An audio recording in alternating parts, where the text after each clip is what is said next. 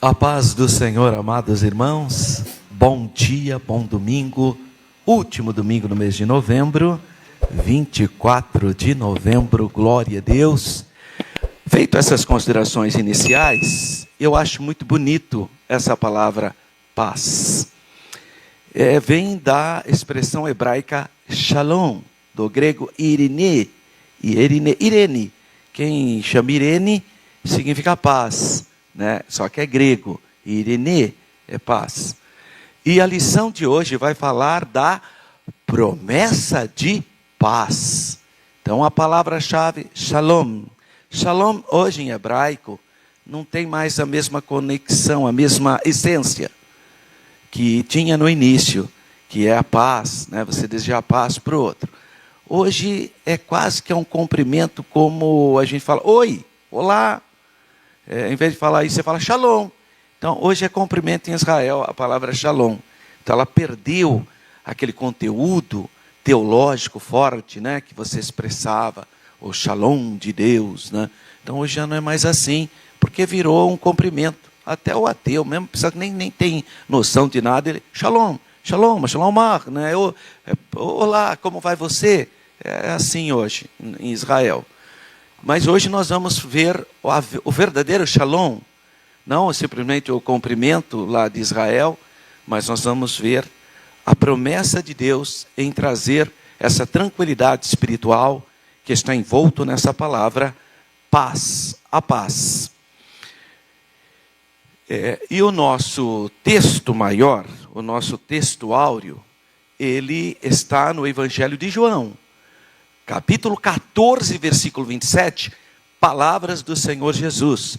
Deixo-vos a paz, a minha paz vos dou, não vou-la dou como o mundo a dá. Não se turbe o vosso coração, nem tenhais medo, nem se atemorize. Então esse é o nosso texto áureo. A nossa verdade prática, capaz do Senhor Jesus, traz quietude, traz refrigério, traz calma para a nossa alma, sede das nossas emoções, para o nosso ser interior, principalmente nos momentos mais traumáticos, nos momentos mais difíceis da nossa vida, você pode ter o shalom de Deus, a paz de Deus no seu coração, que excede todo o entendimento. Por quê? Porque independentemente do contexto, você pode ter paz, a paz verdadeira. Nos momentos difíceis, então, na nossa vida, nós temos essa promessa. A leitura bíblica em classe, ela está calcada, fundamentada em 3 livros da Bíblia. Está no livro de Números, que é a Torá, a lei de Moisés, a lei e o Pentateuco são os 5 primeiros livros da Bíblia. Gênesis, Êxodo, Levítico, Números e Deuteronômio. Então esses 5 primeiros livros é o braço, o grego chamou de penta, a penta é 5, irmãos? Só lembrar que o Brasil é penta, no futebol. Então penta, 5. Pentateucos, que é 5 rolos, 5 estojos. Seria então os 5 primeiros livros da lei de Moisés. Isso na língua hebraica é a Torá, é a lei do Senhor. Aí nós temos a carta do apóstolo Paulo aos Filipenses, à igreja de Filipos. E, finalmente, a carta que o apóstolo Pedro escreve. Então, a leitura bíblica de classe está fundamentada, está assentada sobre esses 3 livros. Eu quero convidar os irmãos para gentilmente, reverentemente, se colocarem de pé, para nós lermos juntos, porque vai começar com a bênção sacerdotal, muito bonito, Então vamos ler, todo mundo lendo alto, aí você que está aí na sua casa, leia aqui comigo, Números capítulo 6, versículos 24 a 26. O Senhor te abençoe e te guarde. O Senhor faça resplandecer o seu rosto sobre ti e tenha misericórdia de ti. O Senhor sobre ti levante o seu rosto e te dê a paz. 3 vezes a palavra Senhor, não é? a trindade aí na bênção sacerdotal. Filipenses capítulo 4, versículos 6 e 7.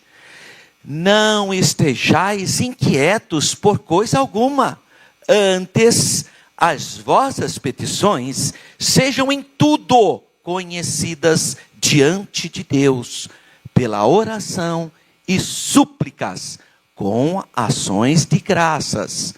E a paz de Deus, que excede todo o entendimento, guardará os vossos corações e os vossos sentimentos em Cristo Jesus.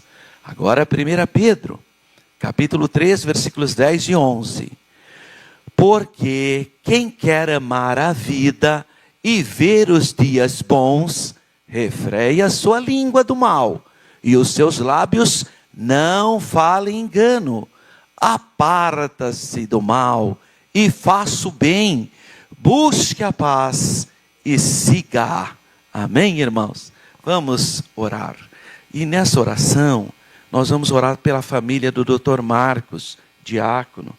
Dr. Marco Antônio perdeu seu paizinho, e muitos irmãos até estavam lá no velório agora de manhã, lá no Amarais.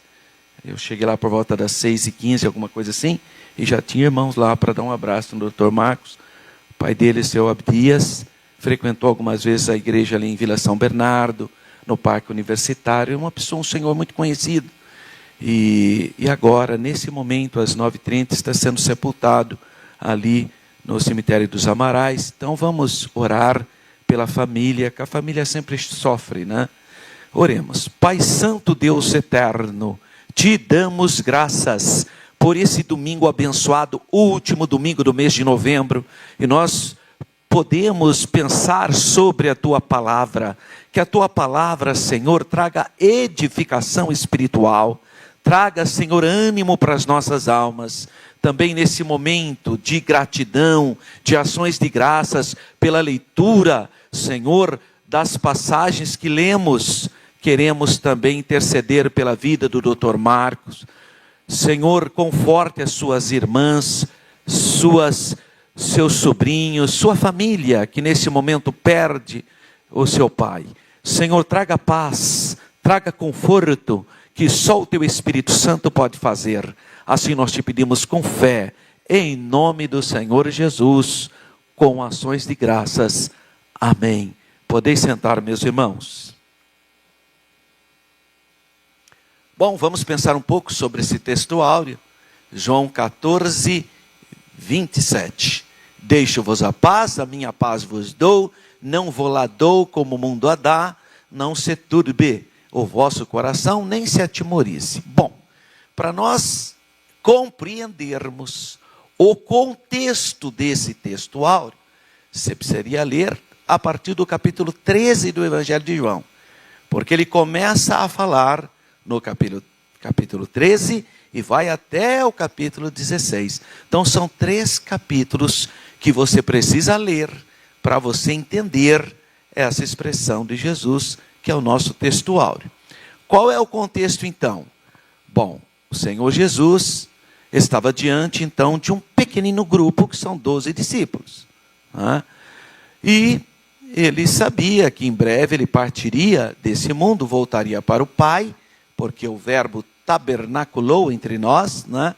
Então, ele sabia que viriam as perseguições. Então, diante desses perseguidores, diante da fúria implacável do maligno, né, dos que iriam zombar, e das tribulações que os discípulos iriam enfrentar, obviamente, com o retorno do Senhor Jesus para a casa do Pai, então o Senhor Jesus ia deixar uma herança para os seus discípulos, ia deixar um legado para eles. E qual legado seria esse? Ele não tinha nenhum bem material. Jesus disse, as raposas têm os seus covis, as aves dos céus têm os seus ninhos, mas o Filho do Homem não tem um local. Então não tinha propriedade para deixar como herança para os seus discípulos. Não tinha casa, nenhum tesouro escondido, nem vestes ele deixaria, porque a sua veste vai ser utilizada pelos soldados que vão sorteá-la e vão apossar das suas roupas. Então, o que ele poderia deixar? O que ele poderia, se não tinha nenhum bem material? Não havia nenhum bem que a sociedade valoriza. Não tinha. Porque essa sociedade mundana, ela valoriza o que você tem e não o que você é. E o Senhor Jesus não tinha nada disso para deixar para os seus discípulos. Qual foi então o legado, a herança que o Senhor Jesus deixará para os seus discípulos? Está em João 14, 27, que é o nosso texto áureo. Deixo-vos a paz, a minha paz vos dou, não vou lá dou como o mundo a dá. Então você tem que pensar que o contexto é um contexto de tristeza, é um contexto de partida. Jesus está voltando ao Pai e os discípulos estão atemorizados e Jesus deixa a sua herança para eles. Qual? Deixo-vos a paz, a minha paz vos dou, não vou lá dou como o mundo a dá. As ideologias do mundo, as ideias do mundo, que tentam passar uma sensação de pacificação ou de paz de espírito. Não, não é isso. É algo divino. Não se turbe o vosso coração. Ele fala, não fique com o coração triste, amargurado. Não fique com medo, não se atemorize.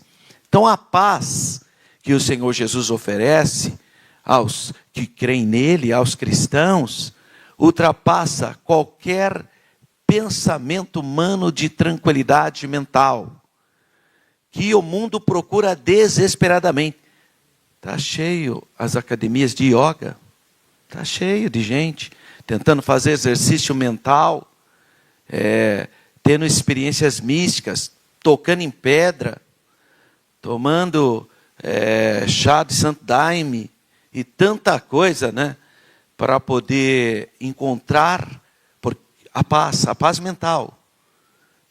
São milhares de pessoas em outras expressões religiosas, fazendo os sacrifícios dos mais até abomináveis, tudo na busca de uma tranquilidade mental. Seitas religiosas, as seitas religiosas são especialistas em dar uma tranquilidade mental para o seu adepto. Se você for desse grupo aqui, você está salvo. Então a pessoa sente paz mental, ela entra ali e pensa que é a arca, pensa que é a graça de Deus, faço parte desse grupo, então eu estou na arca, estou seguro. Então essa ilusão que as seitas também dão, as seitas religiosas fazem isso, tentam dar uma ilusão, uma tranquilidade, porque as pessoas, elas estão em busca de uma tranquilidade mental. Isso é a procura generalizada na humanidade. Mas isso não se obtém pelo fato de você ser membro de uma organização religiosa. Isso pode até ser saudável ou não, vai depender. Não vem de exercícios físicos ou de algum relaxamento. A yoga é especialista em fazer isso. E outras práticas mentais são tentativas.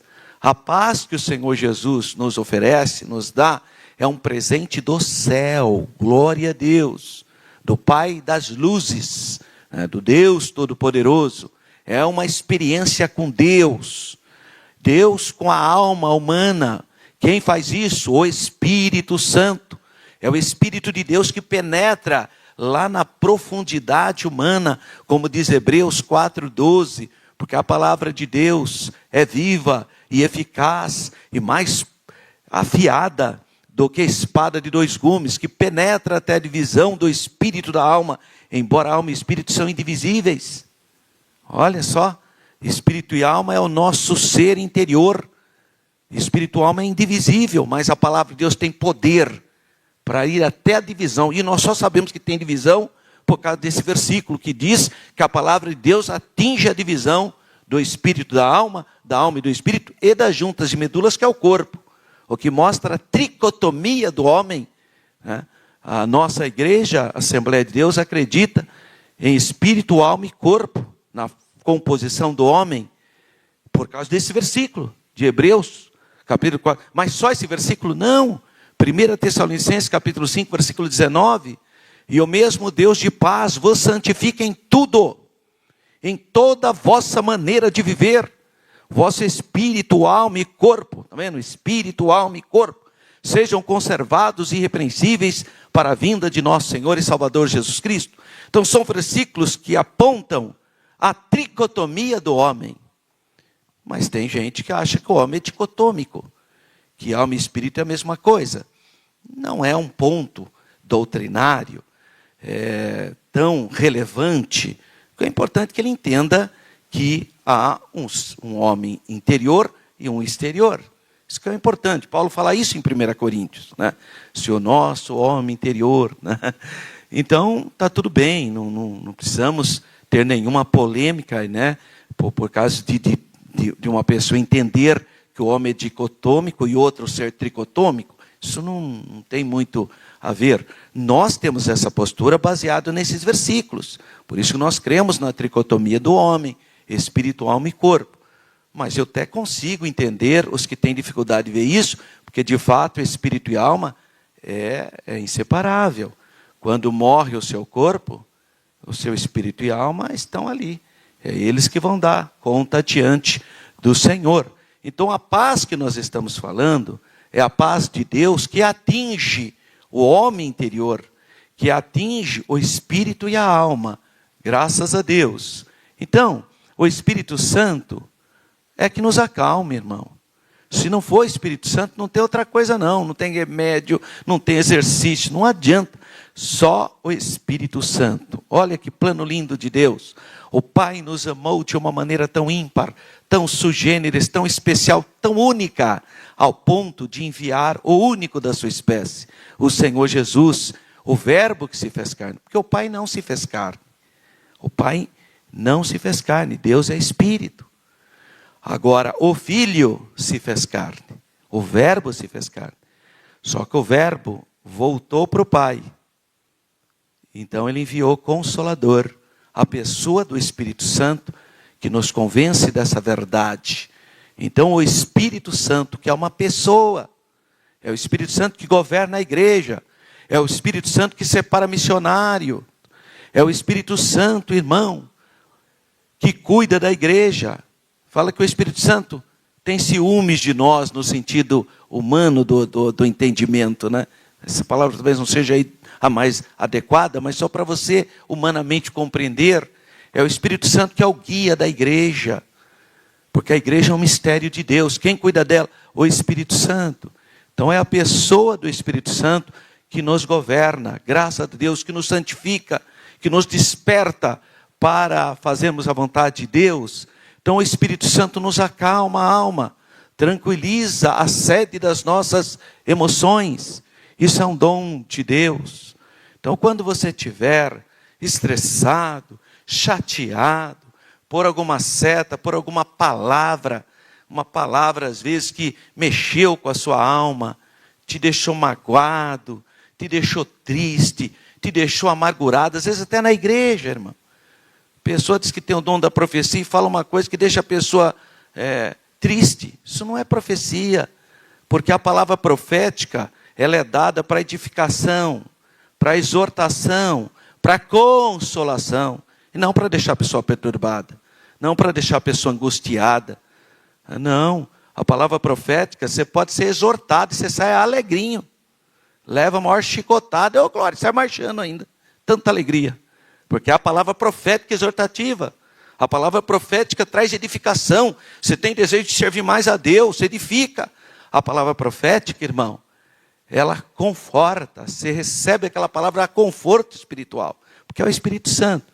Fora disso, irmão, é pura carnalidade, que só traz tristeza. Mas se você tiver com o coração triste, olha aí o remédio, entra no seu quarto, fecha a porta, no sentido de você ter um secreto com Deus, de você ter um particular com Deus.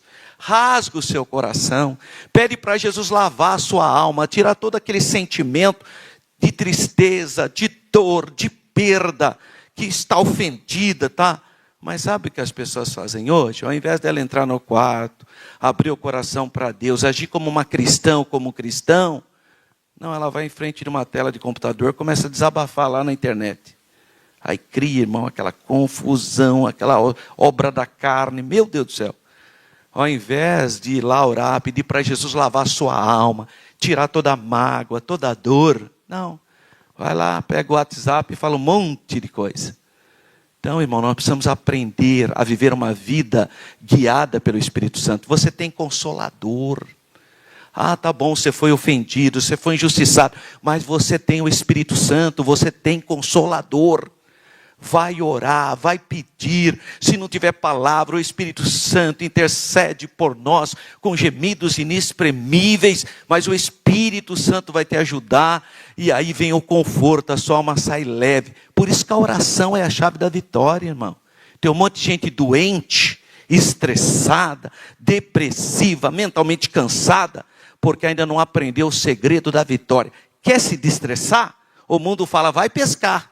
Mas a igreja fala, vem orar, vem chorar na presença de Deus. Aqui na igreja sede, toda terça-feira, as irmãs estão aqui na presença do Senhor. O Espírito Santo tem operado aqui nessa igreja. Tem sido uma bênção o culto de terça-feira. E você continua estressado, não quer vir orar, não quer.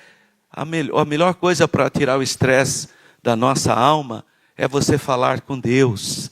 Aquele hino que diz, né? Falar com Deus faz bem para a alma. É verdade, tá? Então, use as armas que Deus te dá, aprenda a orar, tenha vontade de orar. Jesus ensinou a oração do Pai Nosso, por exemplo, deu um modelo para nós. Fala, clama, você tem pai, irmão, você não é órfão.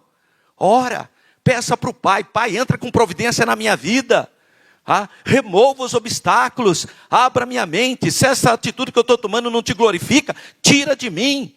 Peça para estar no centro da vontade de Deus. O nosso pastor Paulo Freire, todas as vezes que a gente vai orar com ele, ele fala, Senhor, eu quero estar no centro da sua vontade. Olha que coisa maravilhosa. Então, irmão, peça para Deus, para você estar no centro da vontade de Deus, que você vai receber a cura, a paz que só o Espírito Santo pode te dar. Então, o Espírito Santo nos acalma a alma, mesmo quando você é ofendido, injustamente caluniado. O Espírito Santo traz a paz. Então aprenda a usar as armas de Deus na sua vida. E ele diz que a paz que ele oferece, a paz que ele dá, não vou lá dou como o mundo a dá. O mundo aí é o sistema.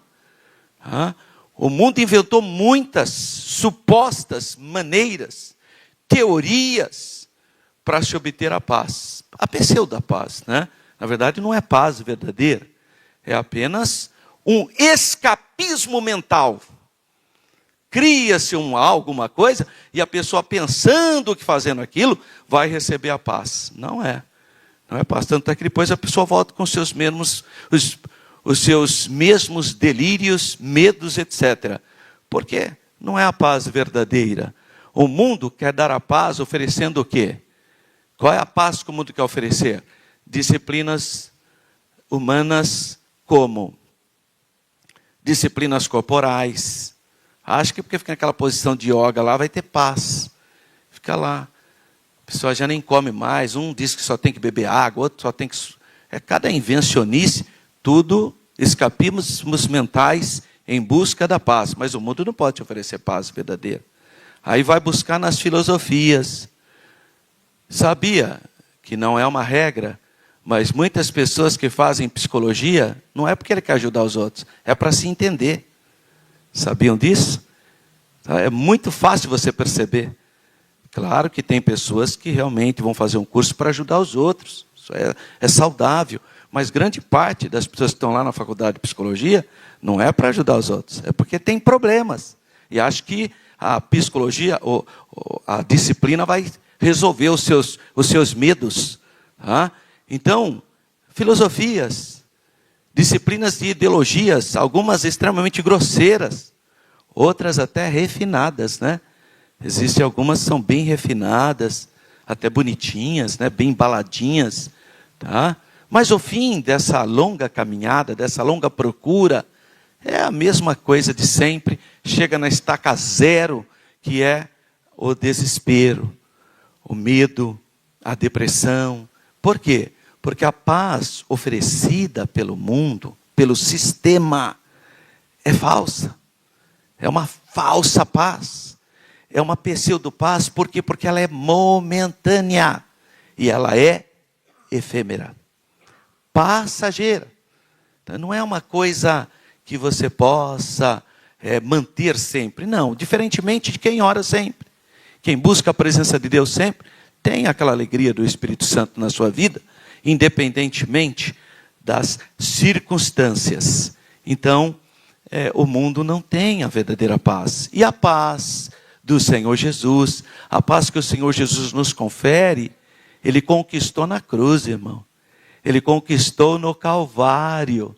E isso a gente pode ler em Efésios, capítulo 2, versículo 15. Olha só, Paulo, cheio do Espírito Santo, escrevendo a carta aos Efésios, capítulo 2, versículo 15, ele diz assim: na sua carne desfez a inimizade, isto é, a lei dos mandamentos, que consistia em ordenanças, para criar em si mesmo dos dois homens, fazendo a paz. Então, o apóstolo Paulo nos ensina da onde procede, da onde vem a verdadeira paz. E somente Jesus. Só Jesus pode dar paz real, paz verdadeira. E Ele nos oferece paz, isto é, harmonia com Deus, comunhão com Deus, comunhão mental, e também com os seus semelhantes, com os homens. E essa tranquilidade, essa paz, ela tem a ver com a nossa retidão espiritual diante do Senhor. 2, a paz se baseia sobre o bem-estar da alma. É a sua alma que tem que estar em paz, porque ela é consequência da regeneração. Então o sangue de Jesus lava o seu espírito, o sangue de Jesus lava a sua alma. Então lá, e aí isso exterioriza para o seu corpo também. Então o novo nascimento produz paz para os nossos corações. 3, Cristo é a nossa paz. É isso que está escrito em Efésios, capítulo 2, versículo 14. Pois a sua missão nos concede harmonia com o Pai. Ele é o único intercessor. Só Jesus. Quem não tem o Senhor Jesus como intercessor, nunca desfrutará a verdadeira paz. Jamais. Porque Jesus é esse canal. Ele é o verbo que se fez carne. Jesus é o único nome dado para a humanidade, para invocar, para ter paz, para ter salvação, para ter alegria e o retorno a Deus, a comunhão com Deus. Então, Cristo é a nossa paz. 4, a paz é fruto do Espírito. É isso que diz lá em Gálatas, capítulo 5, versículo 22. Ali fala o fruto do Espírito. E ali está escrito paz. Paz, portanto, é fruto do Espírito. Então, muitas pessoas, elas são até batizadas no Espírito Santo. São revestidas de poder, mas não cultivam o fruto do Espírito. Aí fica até meio contraditório. A pessoa, eu não entendo aquela irmã, aquele irmão, na igreja fala língua estranha e glorifica a Deus. E, meu Deus do céu, não tem paz, vive uma vida toda atrapalhada. A pessoa, como é que pode? Então pode, porque ela foi batizada com o Espírito Santo, ela recebeu o poder pentecostal, ela tem a evidência, por isso fala línguas estranhas, mas ela não está cultivando o fruto do Espírito. Então tem que orar mais, buscar a presença de Deus, para que esse fruto do Espírito possa ser gestado no meu coração. E um dos aspectos desse fruto é a paz. A paz. Glória a Deus. E a paz que Jesus nos oferece, ela é acompanhada de fé. Ela está intimamente ligada. Quem esteve aqui na última sexta-feira? Levante a mão quem esteve aqui. Tá, então, se você não teve, vou te dar um conselho. Assista o culto da última sexta-feira. Nós tivemos aqui o pastor Renato, uma aula teológica sobre a fé, os aspectos da fé. E olha que é um texto difícil. O texto que o pastor Renato trabalhou aqui no culto de ensino foi o texto de Tiago. A fé sem obras é morta. Esse é um texto muito difícil, só para vocês terem uma base. Lutero, o pai da Reforma Protestante, teve dificuldade com a Epístola de Tiago. Na cabeça dele, a Epístola de Tiago contradizia a doutrina da justificação da fé. Chegou ao ponto de Lutero apelidar a Epístola de Tiago de Epístola de Palha. Ele queria até tirar do Novo Testamento. Graças a Deus que ele não fez essa bobagem, né? Ele precisava...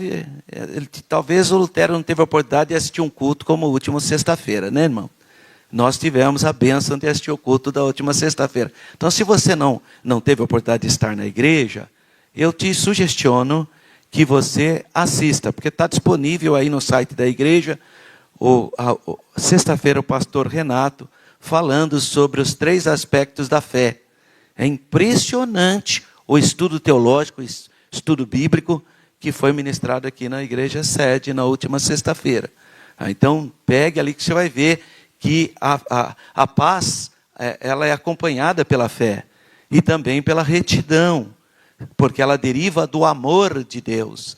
Ela se firma, então, através de uma predisposição mental, mas espiritual. É o Espírito Santo que vai operar na mente da pessoa. Sexto, ainda falando sobre a paz, a Bíblia fala do evangelho que anuncia a paz e introduz a paz. Então, a pessoa que aceita Jesus como seu Salvador, ele tem o privilégio de ter a paz verdadeira que só o Senhor pode nos dar. Sétimo, os que são espirituais, eles promovem a paz. Então, olha que interessante. Como você percebe que uma pessoa é uma pessoa espiritual? Quando ela vai conversar com você e você sente paz.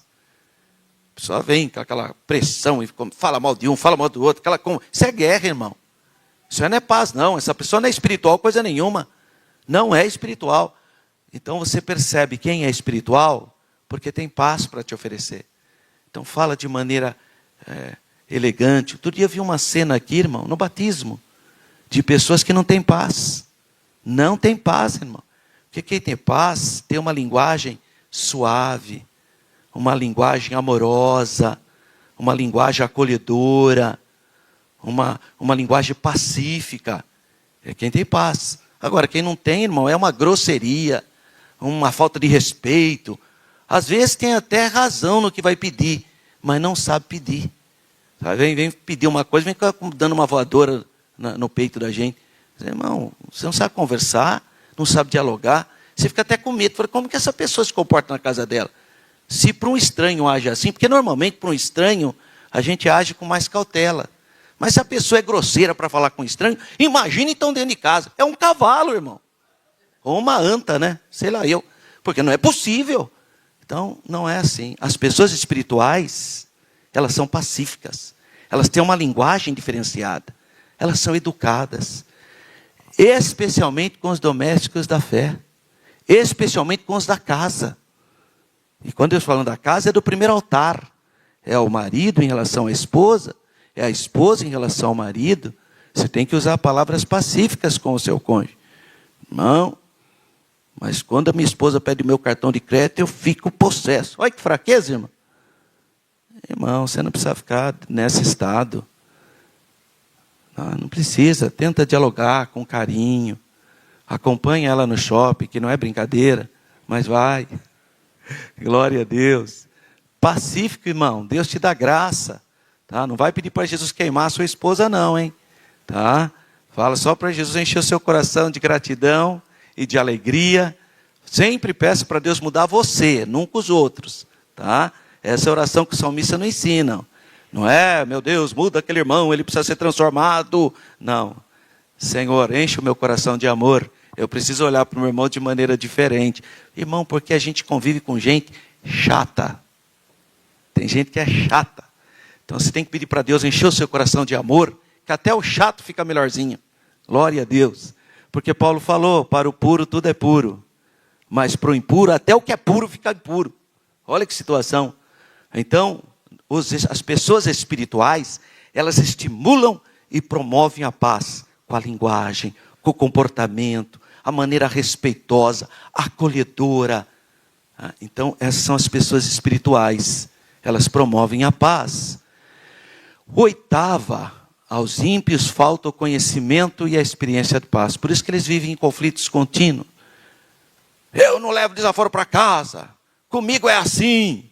E aquelas coisas mais absurdas que se tem, normalmente gera violência, gera doenças psicossomáticas.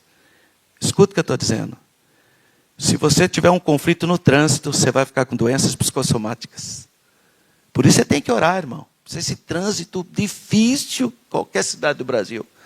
Tenha paciência, ora a Deus, pensa antes de tomar qualquer atitude. O que está tendo de conflitos no trânsito é assustador. Assustador, irmão. Então, paciência, ora a Deus, seja humilde. Se você errou, peça perdão. Você desarma as pessoas. A pessoa vem lá, você entrou. Me perdoa, eu errei, me perdoa, me perdoa.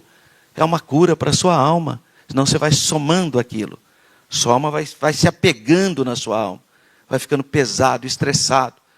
Daqui a pouco, um gatilho que não tem nada a ver, um gatilho de nada, gera depressão, gera dor, gera medos, fobias. Então, tenha essa experiência com a paz, porque o mundo não pode ter, mas você pode. Você pode. E como eu tenho isso? Orando, falando com Deus. A paz ultrapassa o entendimento, vai além do que você imagina. Quando Deus derrama a paz no teu coração, é um gozo incomparável. E 10, a paz espiritual é um consolo e uma força presentes. E essa é a mensagem principal de João 14, 27, do nosso texto áureo. É a mensagem principal, paz espiritual. E a segunda parte do nosso texto áureo, ele diz assim, não se turbe o vosso coração, nem se atemorize. Então, juntamente com a declaração do dom da paz, agora o Senhor Jesus faz essa mensagem que está lá na introdução de João 14. Não se turbe o vosso coração. Lembra que ele diz no início de João 14? Não se turbe o vosso coração. Credes em Deus? Crede também em mim. Então ele está com a mesma linguagem aí, não se turbe o vosso coração. Só que ele vai falar, não se atemorize. Então é uma declaração para que o crente não tenha medo. Não precisa temer. Confie, tenha fé, porque a sua fé honra a Deus. Por isso que Deus honra a sua fé. Então, creia tão somente que Deus vai cuidar de você. Porquanto nós confiamos no Filho de Deus. Nós confiamos no Senhor Jesus. E se nós confiamos no Filho, nós confiamos no Pai. E portanto nós conhecemos o seu Espírito. E esse Espírito Santo é que administra paz em nossos corações, graças a Deus. Interessante nesse versículo, que a palavra grega aqui, traduzida por atemorizar, ela não ocorre em nenhuma outra parte do Novo Testamento. É só ali em João, que aparece a expressão, não atemorize, não tenha temor, no sentido de terror, né? É bem provável que aqui ele está falando a questão da covardia, que as pessoas estariam passando por uma situação tão assim difícil, que elas se acovardariam, que elas ficariam um sentimento de covardia. Né? E o Senhor Jesus, então, advertiu para que não permitissem, não deixassem que esses medos, que esses traumas, que esses temores fossem despertados na nossa alma. Porque eles sabiam que iam passar por uma situação difícil.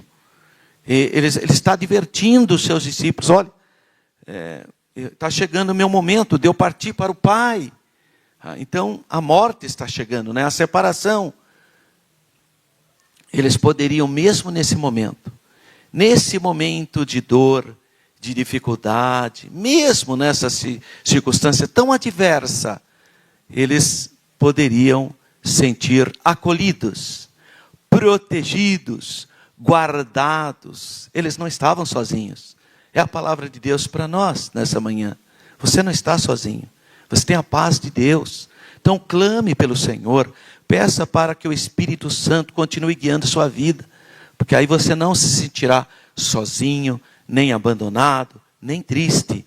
Graças a Deus. Meus irmãos, a nossa igreja, a Assembleia de Deus, ela cumprimenta um ou outro com a paz do Senhor. Então a pessoa chega, paz Senhor irmão, paz Senhor irmã, paz do Senhor. Esse é nosso cumprimento. Mas em certa situação, quase que ele virou um boa noite também. Se a pessoa não tiver essa postura de realmente saudar, nessa perspectiva espiritual, ele vira só mais uma saudação. Uma vez eu estava indo para o Belenzinho, e quando passou na estação Brás, entrou um irmão de outra denominação. Como ele viu que eu estava de paletó e gravata, que eu estava indo para o Belém, ele falou assim: paz de Deus, irmão. Eu, educadamente, falei: paz do Senhor.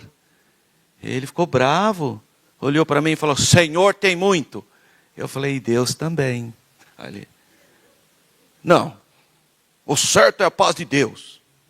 Eu falei: bom, eu não queria entrar nesse assunto com o senhor, que eu nem conheço o senhor, mas já que o senhor me provocou, vamos pensar numa perspectiva exegética da sua saudação e da minha.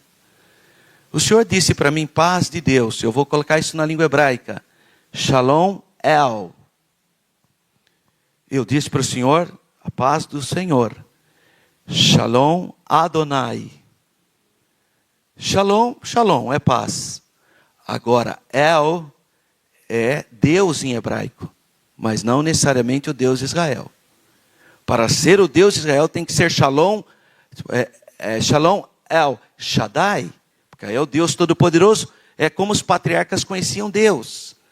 O Deus Todo-Poderoso está lá em Êxodo, capítulo 6, versículo 3, eu apareci a Abraão, a Isaque e a Jacó, acho que versículo 4, como Deus Todo-Poderoso, mas pelo meu nome, Yahvé, eu não fui perfeitamente conhecido. Então os patriarcas conheciam Deus como El Shaddai. Agora, Adonai só pode ser Deus. Adonai é Deus, é um dos nomes de Deus.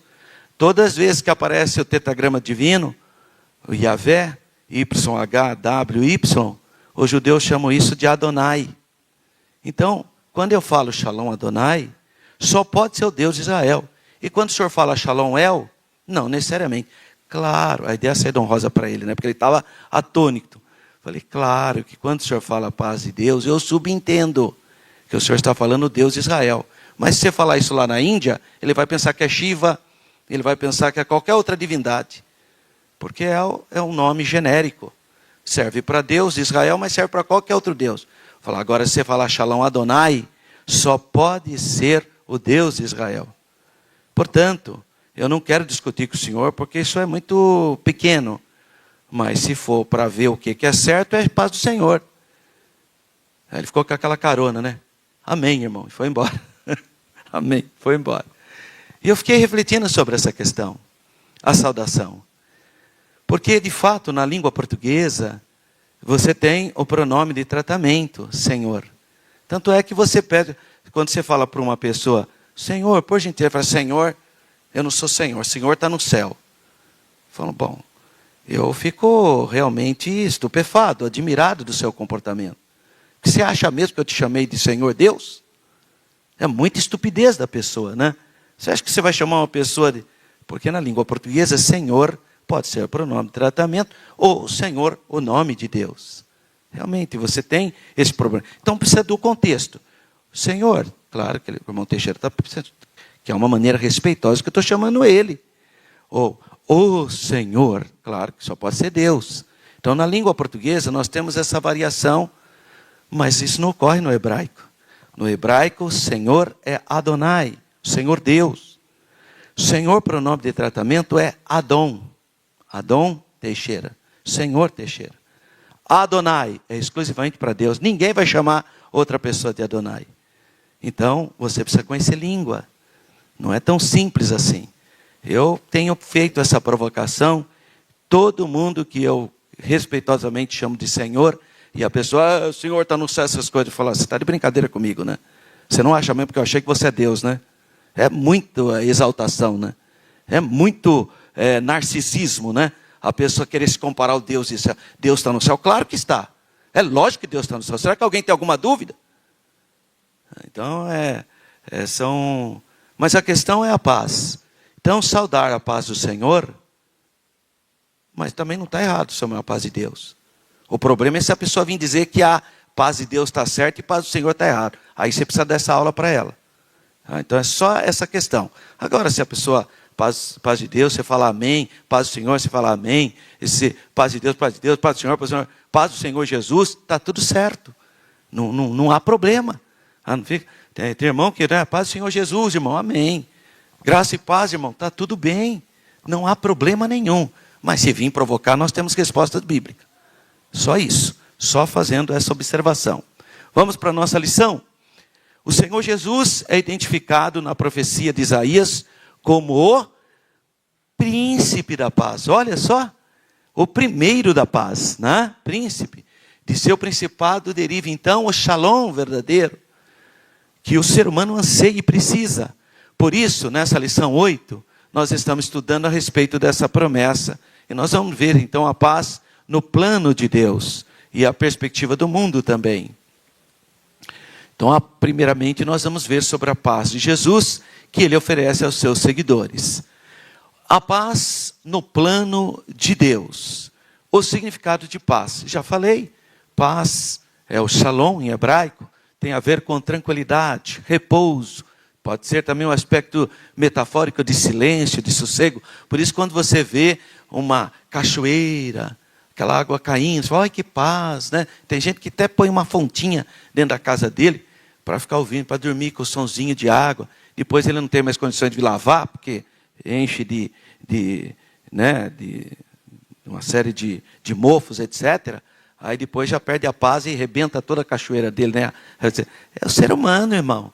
Todo mundo, o meu sonho é ter uma piscina. Mas você vai conseguir cuidar da piscina, irmão? Não é melhor você ir todo domingo já no clube? Você ficar livre de fazer tudo? Você tem que pensar, irmão, senão aquilo vai virar um problema. O que parecer uma grande alegria, uma bênção, já acaba loguinho. Tá? Então, cuidado, porque muitas coisas projetam paz, mas não é. Vai virar luta. Meu desejo é comprar 10 boi para cuidar. Mas você tem capacidade de ser fazendeiro, irmão? Você tem esse perfil? É idealizado. Ele acha que vai chegar lá, o meu boizinho, a minha galinha. A minha filha queria um passarinho de todo jeito, mas vê se ela cuidava. Ainda bem que eu gosto, eu cuidava numa boa. Não cuida não, irmão. Quer um cachorro, mas vai cuidar? Só pressão. É melhor dar um de pelúcia, irmão. Você não vai ter dor de cabeça. Porque hoje, você tem um animal, você tem que cuidar, irmão. Você tem alguma coisa, tem que cuidar. Então, as pessoas, eu vou ter paz se eu plantar um pé de jaca, aleluia. Aquele cheiro da jaca, aí dá aquela jaca gigante, vem aquele passarinhado e cai, vem cheio de mosquito e de abelha, que é natural, é o ciclo da natureza. Aí já, a prefeitura que não corta a minha árvore. Você que plantou, sabe? Então, o que era o idealismo de paz, que ter aquela árvore frondosa, virou um problema. Então, cuidado, porque essas expressões do mundo, é isso mesmo, não tem paz. E você tem que fazer uma reflexão. No Antigo Testamento, então, nós já encontramos o shalom. Qual o sentido? Segurança, proteção, qualidade de vida, bem-estar, saúde, prosperidade. Essa é a ideia do shalom. Tudo que tem a ver com algum tipo de excelência na vida. No Novo Testamento, aparece a palavra grega irene, com o mesmo significado, enfatizando a ideia de quietude, de repouso. E nós lemos aqui a paz sacerdotal, que é Números capítulo 6, versículos 24 e 26, que o sumo sacerdote ministrava sobre os filhos de Israel. Entre as bênçãos de proteção, misericórdia, está lá a bênção de paz no versículo 26. O sentido de paz, que a palavra hebraica shalom carrega, qual é? Completude, satisfação, estado de felicidade pleno. Então trata-se de uma bênção. Paz é uma bênção. Paz tem a ver com prosperidade, porque tem gente que pensa que prosperidade é só dinheiro. Dinheiro pode ser o quê? Um problema. Paulo já fala que o dinheiro é a raiz de todos os males. Jesus disse, onde estiver o seu tesouro, ali estará o teu coração. Tem gente que ainda não percebeu algo tão simples, que é a questão do ato de dizimar. O problema do dízimo não é o dinheiro, tá? A questão do dízimo é fidelidade. Transcende isso. Que nem importa a quantidade, se é muito, se é pouco, não é isso. É a fidelidade. Porque qual é o projeto de Deus? E o dízimo está com Abraão, está com o neto dele Isaac, está na lei, está nos livros históricos, o dízimo está nos livros poéticos, o dízimo está nos livros proféticos, o dízimo está no Evangelho, o dízimo está em Hebreus. Poxa, para ser uma doutrina bíblica tem que estar em toda a Bíblia. E o dízimo está em toda a Bíblia. Olha que interessante. E qual é a proposta do dízimo? Te dou 90% para você fazer o que você quiser aí, administrar. Você é o mordomo de 90%. Mas 10% é meu. Só que é o seguinte, esses 90% eu cuido. Ah, não vou dar não, vou ficar com 100%. Tudo bem, sem a bênção de Deus. Fica à vontade, faz o que você quiser. É uma questão de escolha. Quer estar com a bênção de Deus, então administre só 90%. Não quer a bênção de Deus? Fica com 100%. Fica para você. Vamos ver o que vai acontecer no final. Então trata-se de bênçãos. E prosperidade, paz, tem a ver, sabe com o quê? Tem a ver com essa percepção. Prosperidade. Porque se a sua alma estiver bem, estiver com paz, você tem ânimo, você empreende, você tem estratégia, você tem uma família alegre, você tem paz, irmão. Agora a pessoa, coitada, que não tem isso, é conflito em todas as partes, de todo jeito, todo lugar. Então é uma ideia muito interessante, porque vai contra a nossa ansiedade também. A paz em Números capítulo 6, revela um estado de plena satisfação com Deus, o que o povo judeu poderia desfrutar na sua peregrinação, mesmo estando no deserto, mesmo estando pisando em espinho e em pedras. E a paz do Senhor, que é inclusive a saudação da nossa igreja. O texto áureo traz consigo a paz do Senhor Jesus, em que nos lembra uma das principais características do Messias, o príncipe da paz. Deixo-vos a paz, a minha paz vos dou. Essa paz do Senhor Jesus é assunto. Paulo pauta isso aos Filipenses. Nós lemos aqui na leitura bíblica em classe, quando ele está exortando a igreja de Filipos, que era uma igreja que enchia o coração do apóstolo Paulo de alegria. Ele fala sobre a questão da paz. A paz de Deus, ela fortalece e protege o nosso coração. Quer ter um coração blindado? Então peça para Deus que geste fruto do Espírito no seu coração, a paz. O apóstolo Pedro, também, no seu ensino, ele fala a perspectiva da paz que Jesus conquistou para nós. E por isso Pedro diz, refreie sua língua. Você quer ter paz? Fale menos. Quanto mais você fala, a possibilidade de ter conflito é sempre maior. Então seja prudente no falar. Evite contendas. Está vendo que ali é um conflito? Tem gente, irmão, que parece que gosta de um conflito. Qualquer coisa que ele vê, uma multidão, já está lá no meio, pulando, já querendo, nem sabe do que está acontecendo. Parece um homem que viu um monte de gente na rua e ele não conseguia chegar lá, sabia que era um acidente. Chegou lá, dá licença, eu sou parente da vítima, dá licença que eu sou parente da vítima. Chegou lá, era um jumento que tinha sido atropelado, irmão. Essas coisas são horrorosas que acontecem, né? Parente da vítima, era um jumento que tinha sido atropelado. Estava todo mundo ali com dó, né, do jumentinho. Então, é um cara sem noção.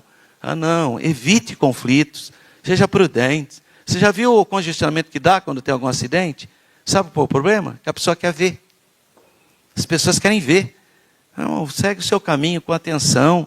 Já está ali, já não está ali o SAMU, já não estão os policiais. Eles são as autoridades para cuidar. Você só ora. Dessa forma, como a paz reina em nossa vida, devemos buscar ter paz com outros. Então, se você tem a paz de Deus, você também vai compartilhar a paz com os seus semelhantes. A paz ilusória do mundo, porque o mundo não tem paz. Por isso que eu chamei de paz ilusória do mundo. É uma paz enganosa. Muitos buscam a paz na onde? Nos psicotrópicos, nos remédios fortes, nas drogas, nos vícios, em substâncias químicas, muitas delas ilegais. E infelizmente, através de jogos, quanta gente... Irmão, é surpreendentemente, até o governo está preocupado com o Bolsa Família, Bolsa não sei o que lá, porque pessoas usando isso para jogos. Olha que situação, jogos. É pecado, irmão. Você está gastando seu dinheiro naquilo que não é pão. Você poderia empreender mais na sua família, mas está dominado pelo senhor chamado jogo. É escravo do jogo. Baladas, falsas religiões, e as pessoas são escravas disso. Ao longo da história, as pessoas procuram sempre preencher uma lacuna em suas vidas. Os escapismos mentais. Então, as pessoas vão atrás de algo, minimamente, que pelo menos pareça ser algo que vai trazer a tranquilidade. A pessoa embarca. E tem sido trágico isso. Quantas pessoas têm caído em golpes? Sabe por que as pessoas caem em golpes? Você fala, mas não é possível. Às vezes, é uma tentativa de busca de um escapismo de alguma coisa. E a Bíblia diz que um abismo chama outro. Outra se entende capaz é meramente a ausência de guerra. O mundo. Estão achando que não havendo guerra, então é paz. Não, não é isso. Tá? As pessoas às vezes pensam que a ausência de guerra, a ausência de dificuldade, a ausência de problema, isso seria paz. Esse é o conceito do mundo mesmo. A Bíblia revela que a paz do mundo é enganosa. Por quê? Porque o fundamento dela é humano, é diabólico, muitas vezes, é mundano, não é eterno, não é do céu, não é de Deus, mas é temporal, efêmero, terreno, puramente concebido por mentes humanas. Portanto, é frágil. O que o Senhor Jesus oferece advém da eternidade. Ele é o príncipe da paz, é o Pai da eternidade. Por isso, essa paz preenche as nossas necessidades espirituais, independentemente das circunstâncias que você está, independentemente disso. A paz do Senhor Jesus não é enganosa, é a verdadeira paz, a verdadeira e sublime paz. A paz das obras da carne, a carta aos Gálatas, capítulo 5, Paulo vai falar uma lista de obras da carne. Do versículos 19 a 21, ele fala sobre a falsa paz, que as pessoas confundem com o quê? Com deleites, com prazer, com imoralidade. São fugas humanas atrás do prazer pelo prazer. Esse é o conceito do capitalismo moderno. A pessoa acha que tendo recursos, ele vai ter alegria, vai ter paz, vai ter o seu contentamento. E não é assim. Um abismo chama o outro. Começa a comprar tudo e vai experimentar tudo e vira um viciado de droga e outras coisas mais. Assim, quem recebe um coração novo, transformado pelo poder do Espírito Santo, pelo poder que há na palavra de Deus, protege o seu coração. Na verdade, é uma satisfação que ocorre por meio dos sentidos. Infelizmente, a experiência do mundo, ela tem uma pseudo-paz e depois volta para o estágio anterior. Volta a estaca zero e às vezes no sentido até pior. Assim, quem vive e pratica as obras da carne, é interessante que o apóstolo no capítulo 5, ele faz, intencionalmente, claro, uma separação e mostra um contraditório. Quando ele fala das obras da carne, está no plural, obras da carne. Quando ele fala do fruto do Espírito, está no singular, o fruto do Espírito. Então ele contrapõe, as obras da carne são essas, o fruto do Espírito são esses aspectos. Assim, quem vive na prática das obras da carne, imagina que desfruta uma pretensa paz. Qual é a consequência? Ele pensa que vai ter uma vida feliz. Totalmente equivocado. Porque é impossível desfrutar paz verdadeira, fora do príncipe da paz. Não é possível. Quem vive, então, na prática do pecado, está se enganando e está completamente sugestionado, dominado, escravizado pela vontade do mundo, da carne e do pecado, que são os três inimigos do ser humano. O mundo é o sistema, a carne é ele mesmo e o diabo, que é o nosso adversário. Há uma falsa paz. Então Paulo, ensinando a igreja da Tessalônica a respeito do dia do Senhor, ele escreveu em 1 Tessalonicenses, capítulo 5, versículo 3. Pois que, quando disserem a paz e segurança ao mundo, quando o mundo disser isso, então lhes sobrevirá repentina destruição com as dores de parto, aquela que está grávida, e de modo nenhum escaparão. Então não há paz no mundo. Claro que aqui ele está fazendo um apontamento da falsa paz que o anticristo tentará empreender na grande tribulação, mas nós já teremos sido arrebatados. Isso é para quem vai ficar né, na grande tribulação, e então não é para nós, é para punir os gentios e para a conversão de Israel. Esse é o objeto da grande tribulação, não é para crente, graças a Deus. Uma paz superficial, frágil e aparente é o que o anticristo irá fazer no início. Quem se compromete com a falsa paz não vai, obviamente, ter discernimento espiritual, né? Mas com Jesus nós desfrutamos da verdadeira paz. E para fechar a lição, ele fala a paz que Jesus prometeu, que é uma paz verdadeira, porque ele é o príncipe da paz, ele é a revelação do Pai. Uma das principais características é que Jesus é o príncipe da paz, é a cabeça da paz. A vinda do Messias trará uma paz que o mundo não conheceu, o mundo não conhece essa paz. Eu estou achando que travou meu computador lá, hein?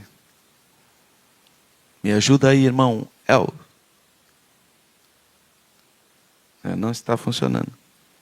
Pode ser que seja aqui, né? Ah lá, funcionou. Os evangelhos então apresentam o Senhor Jesus como príncipe da paz. E o seu principado assegura-nos a verdadeira paz. Então quem é de Jesus está coberto com a paz de Cristo, graças a Deus. Você vai ter que me ajudar, viu, irmão Elton, porque ele não está indo para frente de jeito nenhum. Vamos lá, já está no finalzinho mesmo, ajuda eu aí. Uma promessa redentora. Então Gênesis fala da paz que Satanás transtornou, né, do primeiro casal. O primeiro casal ficou então fora dessa paz que ele desfrutava com a comunhão com Deus, e ele vai então fazer uma promessa. Deus vai fazer uma promessa em Gênesis capítulo 3, versículo 15, que da semente da mulher nasceria o Salvador. Essa promessa se cumpriu com o nascimento de Jesus. Nós estamos aqui no mundo ocidental, se aproximando do mês de dezembro, que é o mês onde o Ocidente celebra o nascimento de Jesus. Não havia mesmo, a Bíblia não fala o dia que Jesus nasceu. Então a gente acaba escolhendo um dia. E nesse mês de dezembro a gente celebra o nascimento de Jesus com alegria, porque os anjos se alegraram, os pastores se alegraram, os reis se alegraram, então a gente se alegra também, graças a Deus. O importante é Jesus nasceu, né? E ao mesmo tempo a parede da separação foi derrubada. Então não há mais nenhuma segregação diante de Deus. Isso também nos traz a paz, porque a igreja é feita então de todas as pessoas. No Novo Testamento há várias referências que mostram que Jesus conquistou a paz para nós e nos dá paz para todos que crerem nele. A paz estará conosco, ela dominará os nossos corações. A paz é fruto do Espírito, a verdadeira felicidade reside aí. E uma promessa que excede todo o entendimento, a paz que excede todo o entendimento, acalma nossas inquietações, as nossas ansiedades, os nossos medos são curados pela paz que procede do Calvário. Essa paz acalma o coração, essa paz fortalece diante das angústias da vida, assim como aconteceu com o apóstolo Pedro, que mesmo preso na cadeia horrível do primeiro século, não tem nada a ver com os presídios de hoje, que já são ruins, mas pelo menos tem os direitos humanos e tem as leis, etc. O primeiro século não tinha nada disso, mas ele dormia um profundo sono na cadeia, Atos capítulo 2, porque ele tinha paz, ele sabia que era uma testemunha do Senhor. Esse episódio está em pleno acordo com o que o Senhor Jesus prometeu de dar a paz para nós. João 16, 33. Tenho-vos dito isso, para que em mim tenhais paz. Então você vai ter paz em Cristo. No mundo tereis aflições, mas tente uma boa alma, tenha ânimos, alegria, alma alegre, porque Jesus venceu o mundo, graças a Deus. Portanto, vamos confiar nas promessas do Senhor, e isso a gente faz com paciência, com resignação, com amor. E o caminho de tudo isso, oração, leitura da palavra, buscar a presença de Deus, Essa é a vontade de Deus. E para nós, então, fecharmos, nós vimos que a paz de Deus tem a ver com bem-estar, com repouso, com quietude, mesmo nas horas de grandes tormentos.